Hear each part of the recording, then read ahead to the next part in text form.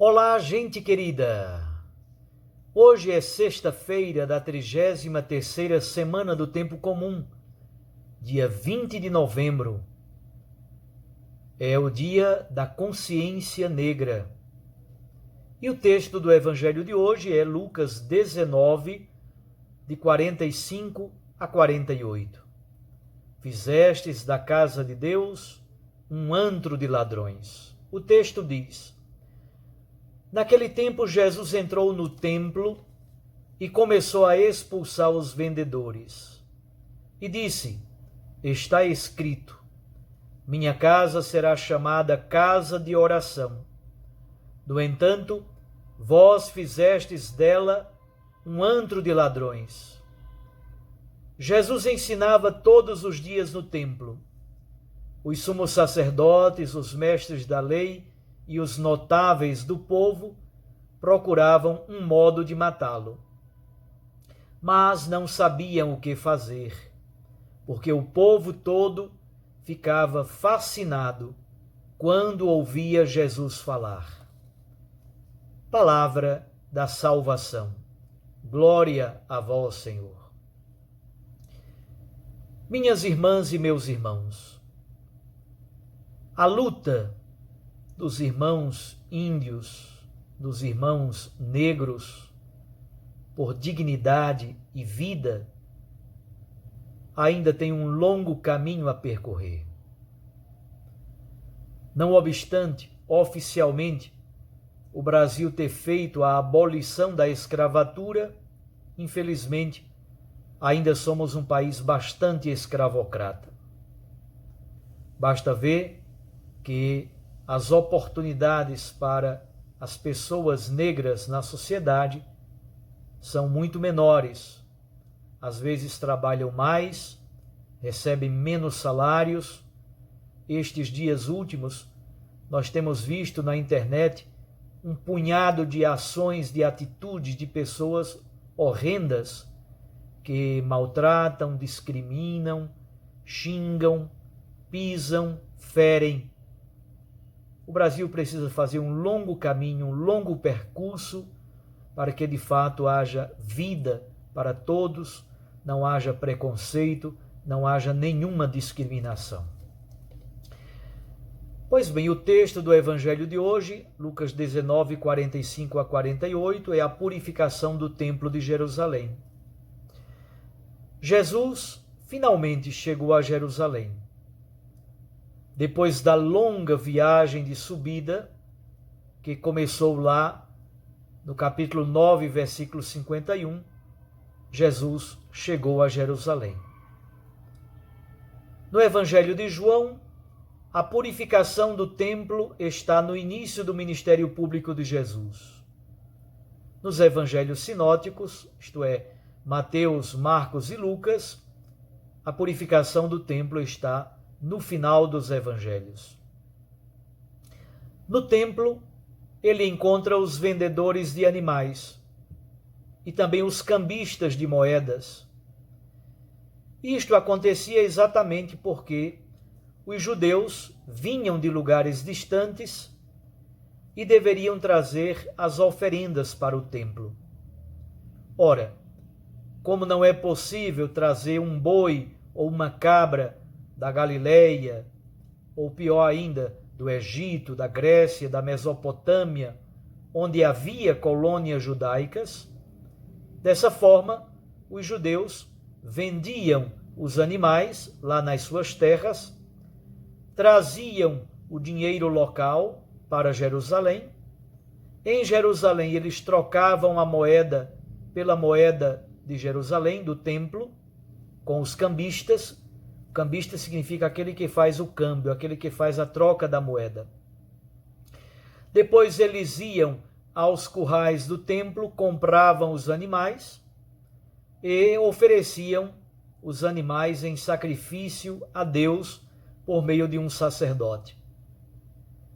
O problema é que isso se tornou um comércio rentável e também uma fonte de grande exploração, sobretudo dos pobres. Tornou-se, na verdade, uma fonte de corrupção. Jesus então faz um gesto simbólico, um gesto profético simbólico. Ele utiliza um chicote de cordas para expulsar os vendilhões da esplanada do templo. Ele cita dois textos importantes do Antigo Testamento. Ele diz: minha casa será chamada casa de oração para todos os povos. Isso é um texto de Isaías 56, versículo 7. E depois diz: vós fizestes dela um antro de ladrões. Jeremias 7, versículo 11.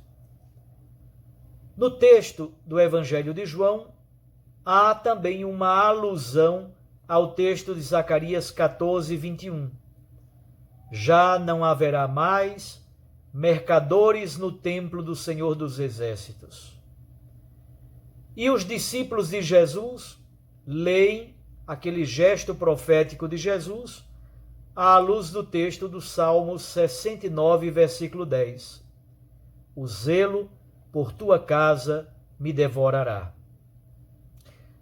Como nós vimos há poucos dias na festa da dedicação da Basílica de São João de Latrão, Jesus depois passa para um segundo nível da reflexão.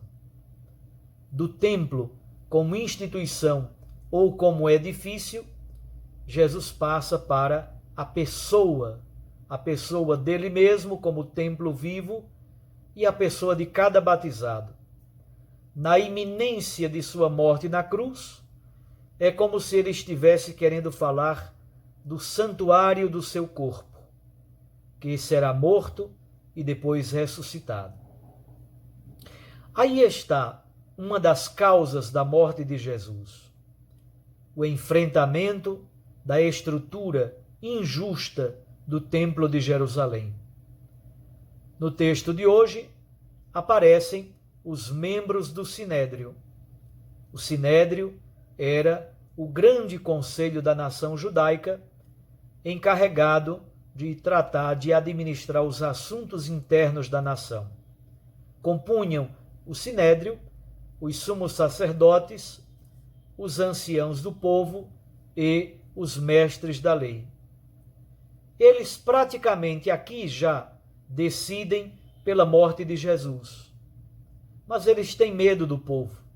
O povo está fascinado com a pregação de Jesus.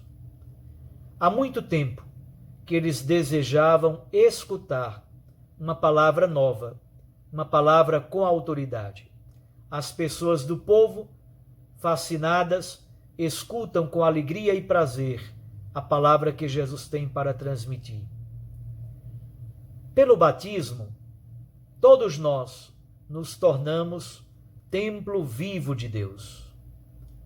A igreja viva é dedicada, é consagrada, é purificada, exatamente porque cada fiel é consagrado ao Senhor pelo batismo. O batismo nos purifica, o batismo nos liberta da idolatria. As águas batismais nos purificam e nos vivificam e nos fazem produzir os frutos do Espírito Santo. Se o templo, o edifício, é o lugar do encontro do povo com Deus, o verdadeiro templo, que é o corpo de Cristo, o corpo do batizado, aí está, na verdade, o verdadeiro local do encontro do batizado com Deus. Nós somos adoradores de Deus em espírito e verdade. Minhas irmãs e meus irmãos, que texto tão belo para nossa meditação. É para descobrirmos cada vez mais, como diz São Paulo, que o nosso corpo é templo vivo do Espírito Santo. E por isso ele precisa ser amado, cuidado e respeitado. Porque no nosso templo acontece o encontro com o Deus que em nós habita pela força recebida nas águas batismais. Um abraço a você, fique com Deus e com sua mãe Maria Santíssima. Recorde que a palavra aquece o coração e a Eucaristia nos lança para a missão. E eu os abençoo, em nome do Pai, e do Filho, e do Espírito Santo. Amém.